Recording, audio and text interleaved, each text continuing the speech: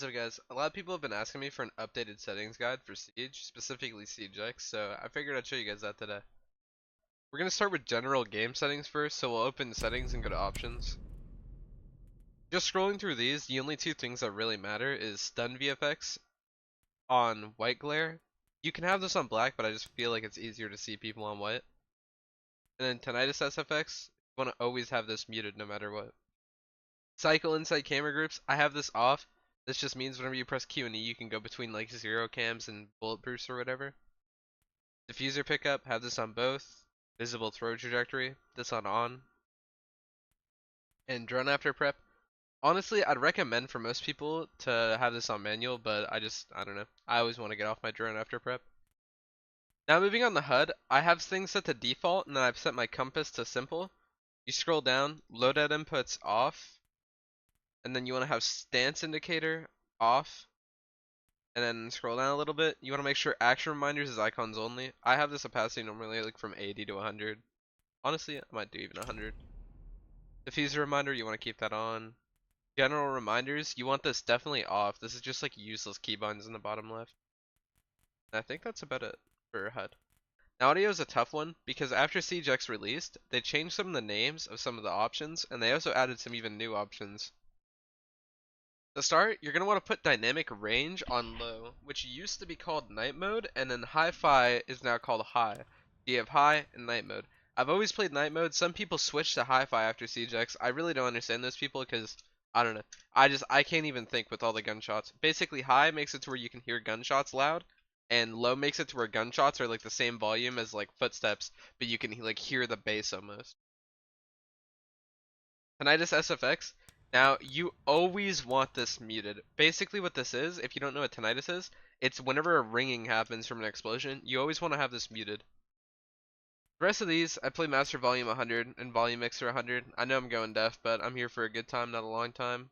In-game SFX, I have this on 100 as well. In-game music volume, this is all optional. Well, actually not in-game music. In-game music, never have this on. Menu music, you can if you want. Voiceover, I also have this 0 because I don't want to hear my teammate talking about some stupid shit while I'm in like a 1v4. Then all this stuff doesn't really matter. You want your input sensitivity lowered, by the way. The lower you go here, the more people can hear you. The higher you go, the less people can hear you. The less your mic will pick up. Now moving on to display, I play 1920 x 1080, which is native res. You always want to kind of play something similar to this, unless you have like a supercomputer with a higher res monitor. But I'm not gonna lie, that shit's pointless. You always want to play full screen for minimum input delay, and then you want to play the highest hertz available that your monitor supports. Aspect ratio, I've been playing 16:10 a lot recently, but you can play whatever you want. I'll switch between 16:10, 3.2, and 4.3 frequently. VSync, I've always had this off. Some people play with it on. I don't really like how it feels. It makes my game feel stuttery or like slow, but that's just me. FPS limit, you also want this off. FOV, I play 90. I never really switch this, but some people do. And these two options really don't matter. Brightness, I play 59.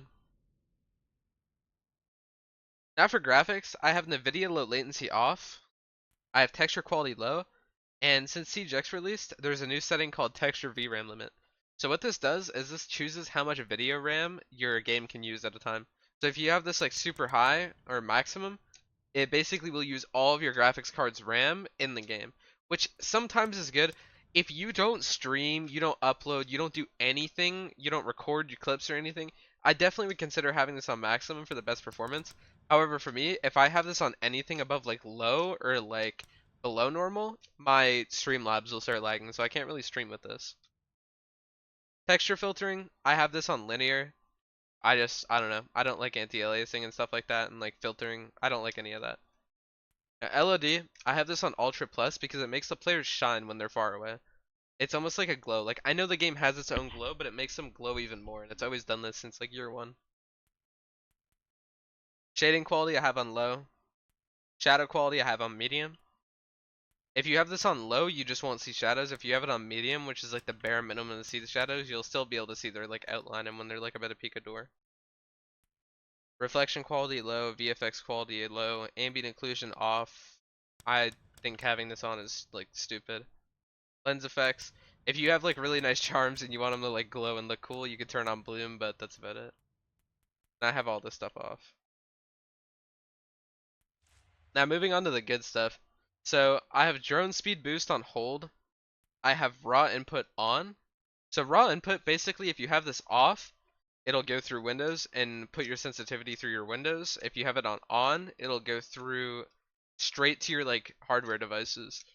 So if you have a Windows sense of, let's say, like, blah blah blah, and you're like changing that setting, your sense in game will change. If you have this on, your sense won't change. So it goes right past your operating system. I play default multiplier with mouse sensitivity horizontal and vertical both on 11, and I never really change this. Now if I go in the mouse ADS sense, here are my ADS settings. So for 1x I play 39, and 2.5 I play 62. I don't really play any other magnifications, but if you want them, they're here. Mouse scroll, I have this enabled, but most of you should have this disabled. You should try it. I actually hate having this enabled because, or I don't know, sometimes if I squeeze my mouse too hard, my scroll wheel will like switch my weapon. Gadget deployment, I have this on advanced, so this just makes it to where whenever you're placing a thermite charge, you can stop placing it and quickly get off to your gun. Same thing with drone deployment. Drone deployment, if you have this on simple and you throw your drone, it'll just instantly put you on your drone. Aim, I have this on hold, obviously. Lean, toggle, these are all default. Sprint, hold. Now crouch is where things get weird because most people play crouch on toggle. I play it on hold. I just found this makes me crouch less and crouch walk more, or crouch walk less, and allows me to kill people way more easily. It also lets me crouch spam and teabag faster, which is also a bonus. A lot of people think I play prone on hold because of how much I prone. I actually have this on toggle and walk on hold. Now I'm gonna go to controls. The only thing I really have different here is my push to talk on N, just because I used to have this like really weird keyboard that it was easier to talk with N than you. That's all I have changed here.